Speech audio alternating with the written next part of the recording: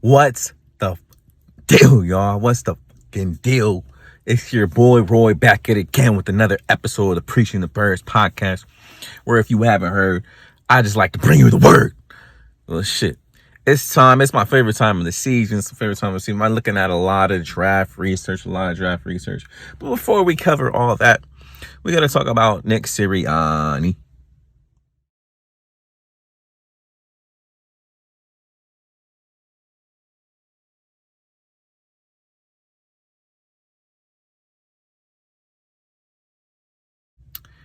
And I'm going to drop you some shit right here. But now that you saw that, it has to be said that if this is true, which I kind of believe it is, if I'm being completely honest with y'all, Nick Sirianni should go. Like I've been saying for a while, it seemed like when Big Dom left the building, everything went to shit. And that's just facts. Everything went to shit. Now, the report is that Nick Sirianni was getting into it with players, coaches, just being explosive. And who needs a coach that can't coach offense? Can't coach offensive plays, doesn't coach defensive plays, and can't control his emotions. I'm just trying to figure it out. If you got an answer, please drop it in the chat. I'm trying to figure it out myself. But let's get into the mock draft. This is my favorite mock draft. This is a situation where we trade back. This is me using the Pro Football Network, which I like to use because it's free. And I get to see all the players that I really want to see. But yeah, my first player, I traded back. I traded all the way back to 37. Got a first round pick from Tampa Bay. And I got a third round pick from the Chargers. My first pick is Tyler Nubin, baby. Tyler Nubin is a freak. He about 6'2", run fast, love to intercept the ball. He looked like, I hate to say this, but you gotta say this so people understand what you're talking about. But he looks like Ed Reed Jr. back there, baby. Now, he played in a smaller school, but the dude is so instinctual. I would love him to be our free safety for sure. For sure. He is a dog. I believe he led the nation in interceptions last year. Please quote me if I'm wrong. Please correct me in the comments if I'm wrong. But I believe he did. And I'm going to show y'all a little tape. Dude is instinctual. He goes places he's not supposed to be and intercepts the ball for free. And I need that on my team. And he likes to come down and hit. Come on, what's the deal? So next we got Kalen King at number 50. Now, Kalen King's a dude from Penn State, close to us. A place where, he ain't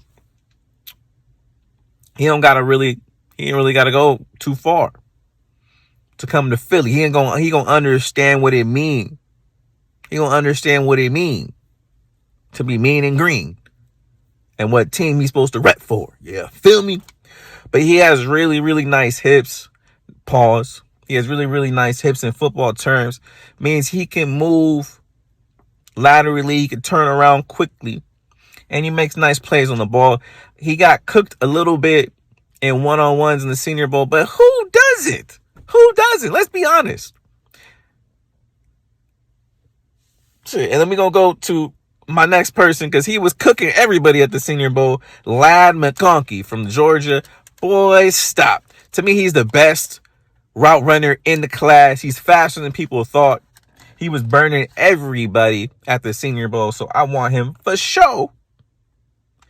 And then at 69, somehow Rook Oroho out of Clemson fell to me, so I had to draft him. Obviously, with the news that Fletcher Cox is thinking about going to Pittsburgh to play with them boys over there, we gonna need some DT help.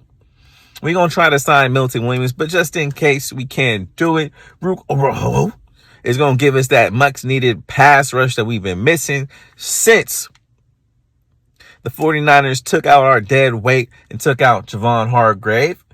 Then, this is my favorite pick. At 97, I got Peyton Wilson. Peyton Wilson was the Senior Bowl captain.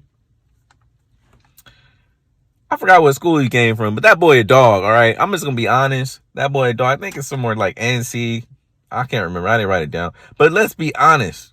That man is a dog. He's one of the fastest, most athletic players coming in at linebacker. I know everybody wants Jeremiah Trotter. He's faster than Jeremiah Trotter, and he runs everywhere and hits everything in sight. And that would be a delight to have him on the squad. Hello, amen, amen. We're going to go to the next person is Taj Washington out of USC. Now, Taj Washington is a shifty receiver.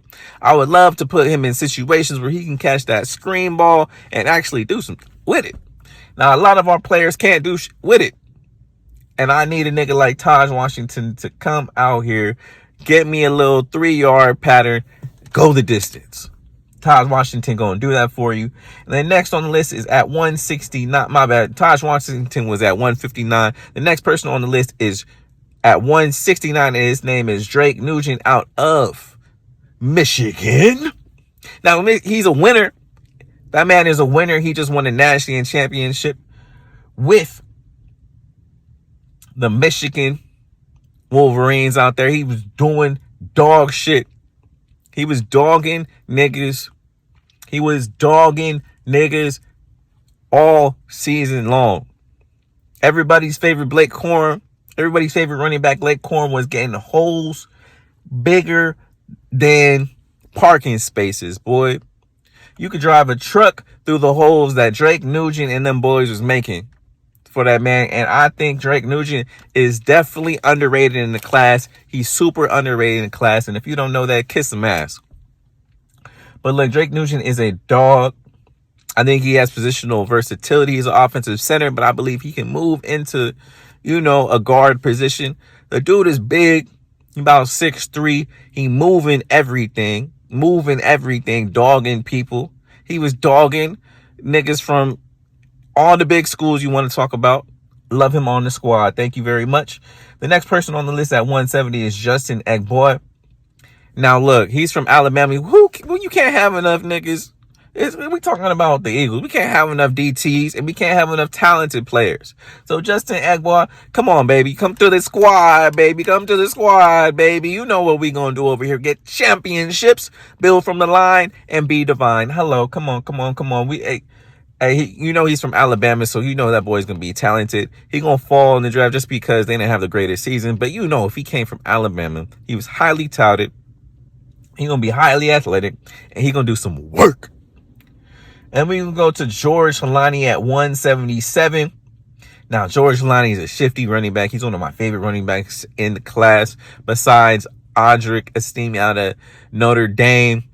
And, Blake Corum, like already mentioned. But George Holani, he looked kind of nasty in the highlights, bro. He looked kind of nasty. Look him up out of Boise State. Now, he played at a lower division, less competition, but he was making everybody look like they was on skates. You can see it in the highlights. That man has vision for days, eyes behind his back. Stop playing with me. And the last person on the list is at 188. His name is Maima Njonga, and I probably said it wrong. Maima Njonga. He's a hitter, okay?